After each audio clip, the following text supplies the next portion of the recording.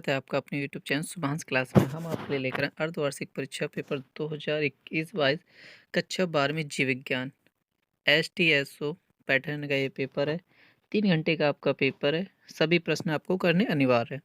तो इस पेपर को हम फुल सोल्यूशन करवाएंगे, तो वीडियो को पूरा देखिएगा। यदि आपने फिजिक्स, केमिस्ट्री, हिंदी, इंग्लिश बाकी सब्जेक्टों के पेपर अभी नहीं देखे हैं तो हमारे प्लेलिस्ट पर जाकर देख लीजिएगा। UP board half yearly exam paper 2021-22 full solution पर, तो आपको वहां पर मिल जाएंगे सारे पेपर के फुल सोल्यूशन। तो स्टार्ट करते हैं आपका पेपर। पहला क्वेश्चन है, एक प्रारूपिक आवृतबीजी प्रकोष्ठ में लघु बीजाणु धानियों की संख्या होती है।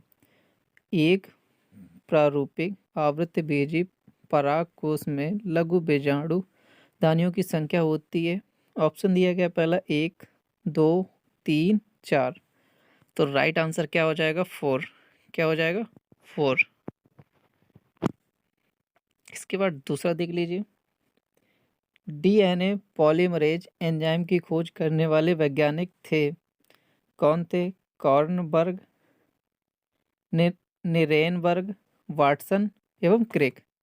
तो किन्होंने दिया था? वाटसन ने। किसने दिया था? वाटसन ने। तो दूसरे क्वेश्चन का राइट आंसर क्या हो जाएगा? वाटसन। इसके बाद नेक्स्ट है, निम्न में से कौन सा जीवाणु जनित रोग है? जीवाणु जनित कौन सा रोग है? पोलिया, पायरिया, अतिसार और हाथी पांव। जीवाणु जनित रोग कौन सा है? पोलियो, पायरिया, अतिसार, हाथी पांव। तो राइट आंसर क्या हो जाएगा? हाथी पांव। जीवाणु जनित रोग कौन सा हो जाएगा? हाथी पांव। इसके बाद नेक्स्ट क्वेश्चन है, निम्नलिखित में से कौन पादपों के साथ सहजीवी संबंध स्थापित करते हैं?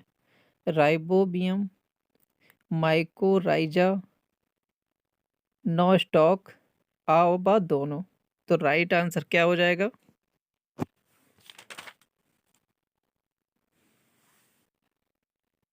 राइट आंसर हो जाएगा ऑप्शन नंबर बी, माइकोराइजा। क्या हो जाएगा? माइकोराइजा। यदि वीडियो पसंद आ रहा हो तो चैनल को सब्सक्राइब कर दीजिएगा, अपने दोस्तों को ज़्यादा से ज़्यादा शेयर कीजिएगा, जिससे उन्हें भी उनके पेपर का फुल सोल्यूशन मिल सके। इसके बाद देख लीजिए, 1 नंबर के शॉर्ट क्वेश्चन है। दोहरा निषेचन की परिभाषा लिखिए। दोहरा निषेचन की परिभाषा लिखिए। तो दोहरा निषेचन होता क्या है? पुष्पी पादप में संलयन क्रिया में 3 केंद्र होते हैं, एक युग्मक तथा 2 ध्रुवी केंद्र, अतः प्रत्येक भ्रूणकोश में 2 संलयन युग्मक संलयन या त्रिसंलयन होने की क्रिया विधि को दोहरा निषेचन कहते हैं। इसके बाद नेक्स्ट क्वेश्चन है, भ्रूण बहुभ्रूणता क्या है? पहले क्वेश्चन पढ़ लीजिए, फिर इनके आंसर बता रहे हैं। बहुभ्रूणता क्या है? परिवार नियोजन की स्थायी विधियां लिखिए। शुक्राणु जनन की परिभाषा। मनुष्य में विषाणु जनित 4 रोगों के नाम लिखिए। तो पहले ये 5 क्वेश्चन देख लीजिए, इन्हीं सभी क्वेश्चन के आंसर देख लीजिए। क्वेश्चन था हमारा, दोहरा निषेचन की परिभाषा दीजिए। तो दोहरा निषेचन होता क्या है? पुष्पी पादप में संलयन क्रिया में 3 केंद्रक होते हैं, एक युग्मक तथा 2 ध्रुवी केंद्रक, अतः प्रत्येक भ्रूणकोश में 2 संलयन युग्मक संलयन तथा त्रिसंलयन होने की क्रिया विधि को दोहरा निषेचन कहते हैं। तो ध्रुवी पादप में संलयन क्रिया में 3 केंद्रक होते हैं, एक युग्मक तथा 2 ध्रुवी केंद्रक, अतः प्रत्येक भ्रूणकोश में 2 संलयन युग्मक संलयन तथा त्रिसंलयन होने की क्रिया को दोहरा निषेचन कहते हैं। इसके बाद दूसरा क्वेश्चन था हमारा, बहुभ्रूणता क्या है? बहुभ्रूणता क्या है? जब बीज में बहुत से भ्रूण होते हैं, जब बीज में बहुत से भ्रूण होते हैं तथा बहुत से पौधों को पैदा करते हैं। जब बीज में बहुत से भ्रूण होते हैं तथा बहुत से पौधे पैदा करते हैं, तो इसको बहुभ्रूणता कहते हैं। इसके बाद नेक्स्ट क्वेश्चन था, परिवार नियोजन की स्थायी विधियां। परिवार नियोजन की स्थायी विधियां कौन कौन सी हैं? नसबंदी, महिला या पुरुष दोनों को कराई जाती हैं नसबंदी। इसके बाद नेक्स्ट है, प्रसव उपरांत नसबंदी, इसे बोलते हैं इंग्लिश में post partum stylization. Post partum stylization. इसके बाद तीसरा है गर्भपात उपरांत नसबंदी, तो इसे बोलते हैं पोस्ट अबॉर्शन स्टाइलाइजेशन। इसके बाद नेक्स्ट क्वेश्चन था शुक्राणु जनन को परिभाषित कीजिए। शुक्राणु जनन होता क्या है, उसे परिभाषित कीजिए। स्पर्म या शुक्राणु कोशिकाएं पुरुष यौन कोशिकाएं होती हैं जिनका प्रमुख कार्य महिला यौन क्रियाओं के साथ मिलकर पूरी तरह से एक नया जीव बनाना है। तो क्या है इनका कार्य? शुक्राणु स्पर्म या शुक्राणु कोशिकाएं पुरुष यौन कोशिकाएं होती हैं जिनका प्रमुख कार्य महिला यौन कोशिकाओं के साथ मिलकर पूरी तरह से एक नया जीव बनाना है। शुक्राणु को वीर्यपात के दौरान वीर्य संबंधी तरल के साथ निष्कासित किया जाता है।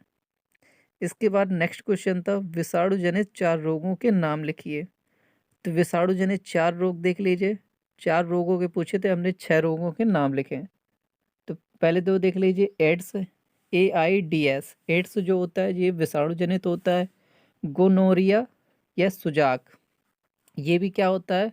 विषाणु जनित होता है। पोलियो भी विषाणु जनित रोग है। रेबीज भी विषाणु जनित रोग है। ये जो छोटी माताएं निकलती हैं गांव में, लोग कहते हैं छोटी माताएं, इन्हें भी क्या कहते हैं? विषाणु जनित रोग। और एड्स। यदि वीडियो पसंद आ रहा हो तो वीडियो को पूरा देखिएगा। चैनल को यदि तक आपने सब्सक्राइब नहीं किया हो तो चैनल को सब्सक्राइब कर दीजिएगा। अपने दोस्तों को ज़्यादा से ज़्यादा शेयर करिएगा। तो पेपर को पूरा जरूर देखिएगा। इसके बाद नेक्स्ट क्वेश्चन देख लीजिए। प्रतिरक्षा पर टिप्पणी लिखिए। प्रतिरक्षा पर टिप्पणी लिखिए। DNA फिंगरप्रिंट का वर्णन कीजिए। पहले क्वेश्चन देख लेते हैं, फिर सारे क्वेश्चनों के आंसर बता देंगे हम आपको। उत्परिवर्तन को परिभाषित कीजिए। इसके बाद नेक्स्ट है प्रभाविता और अप्रभाविता में भेद स्पष्ट कीजिए। इसके बाद नेक्स्ट क्वेश्चन है परखनली शिशु की पर टिप्पणी लिखिए। परखनली शिशु क्या होती है? 2 नंबर क्वेश्चन थे। इसके बाद नेक्स्ट क्वेश्चन है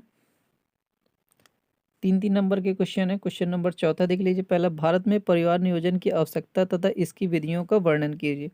भारत में परिवार नियोजन आवश्यकता इसलिए है क्योंकि जनसंख्या बहुत तेजी से बढ़ रही है और भारत की अधिकतम जनसंख्या गांव में निवास करती है, जो अधिक जानकारी के अभाव में परिवार नियोजन की क्रियाओं को न अपनाकर अधिक से अधिक बच्चे पैदा कर रहे हैं, जिससे जनसंख्या वृद्धि हो रही और भारत के विकास में एक रोड़ा उत्पन्न कर रही है। तो परिवार नियोजन बहुत ही जरूरी है। इसके समझाने के लिए, इसको अपनाने के लिए सरकार ने कई योजनाएं चलाई। उनमें से निम्न योजनाएं हैं नसबंदी, पुरुष नसबंदी, महिला नसबंदी।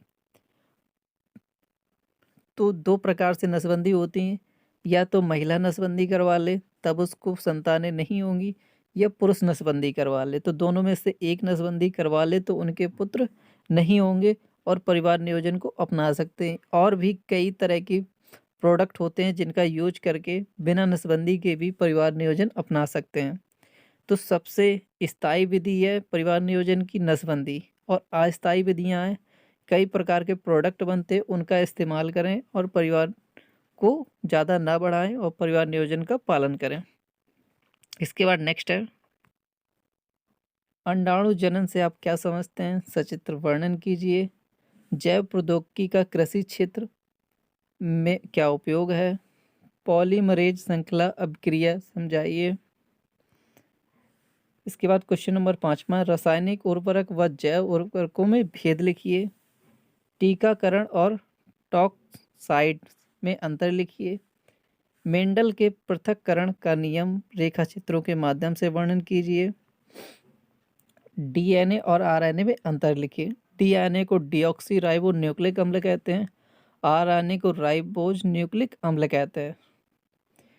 DNA दोहरी संरचना होती है, RNA की सिंगल संरचना होती है। DNA की खोज वाटसन ने की थी, RNA की खोज क्रिक ने की थी। DNA पुरुषों में उनके आनुवंशिक गुण की खोज करने के लिए किया जाता है। RNA DNA बनाने में इस्तेमाल किए जाते हैं। क्वेश्चन नंबर अगला है, क्वेश्चन नंबर 6 3 नंबर का है। सहप्रभाविता पर संक्षिप्त टिप्पणी लिखिए। मनुष्य में यौन संबंधी उत्पन्न रोगों को लक्षण लिखिए। मनुष्य में यौन संबंधी उत्पन्न होने वाले सबसे खतरनाक रोग है एड्स, जो निषेचन के दौरान फैलता है। एक स्त्री या एक पुरुष कई स्त्रियों के साथ जब संबंध बनाते हैं तो उनसे फैलने वाला रोग होता है एड्स। इसके बाद नेक्स्ट है, वाहित मल हमारे लिए किस प्रकार हानिप्रद है। वाहित मल हमारे लिए किस प्रकार हानिप्रद है। इसके बाद नेक्स्ट क्वेश्चन है, परागकण की सूक्ष्मदर्शी संरचना का सचित्र वर्णन कीजिए। एक परागकण की सूक्ष्मदर्शी संरचना का वर्णन कीजिए।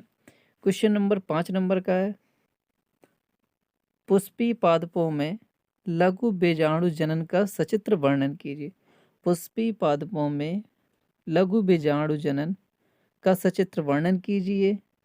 या अथवा में दिया गया है, विदलन की परिभाषा दीजिए। मानव भ्रूण विकास में युग्मनज को लेकर कोकरक पुटी के निर्माण तक होने वाले परिवर्तनों का वर्णन कीजिए।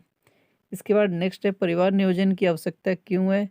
जनन नियंत्रण में प्रयोग होने वाले विभिन्न उपयोगों का वर्णन कीजिए। परिवार नियोजन जनसंख्या वृद्धि को रोकने के लिए बहुत ही आवश्यक है। विश्व में सबसे ज़्यादा जनसंख्या रखने वाले देशों में दूसरा स्थान भारत का है।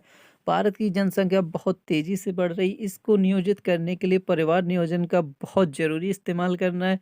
जनन नियंत्रण करने के प्रयोग निम्नलिखित हैं। पहला तो होता है नसबंदी और दूसरा होता है विभिन्न प्रोडक्टों का यूज करके संतानों की उत्पत्ति को कम किया जा सके। लिंग सहलग्न वंशागति पर टिप्पणी लिखिए। लास्ट क्वेश्चन है, कैंसर रोग के कवक रोकथाम और बचाव पर प्रकाश डालिए। या अथवा में मलेरिया या इसके नियंत्रण पर टिप्पणी लिखिए। मलेरिया मच्छरों के काटने से फैलने वाला रोग मलेरिया होता है। मादा मच्छर जब रात्रि के 12 बजे के बाद काटती है तो उसके जो फैलने से होता है, उसके जो काटने से जो रोग फैलता है उसे मलेरिया कहते हैं। इसकी रोकथाम के लिए हमें अपने आसपास पानी एकत्र नहीं होने देना है और अपने आसपास की जगहों को साफ सुथरा रखना है। यदि बचे हुए वीडियो के भी आप फुल सॉल्यूशन पाना चाहते हैं क्वेश्चनों के तो कमेंट करके बताइए। हम आपके बाकी जितने बचे क्वेश्चन हैं सारे क्वेश्चनों के भी आंसर आपको बता देंगे। धन्यवाद स्टूडेंट।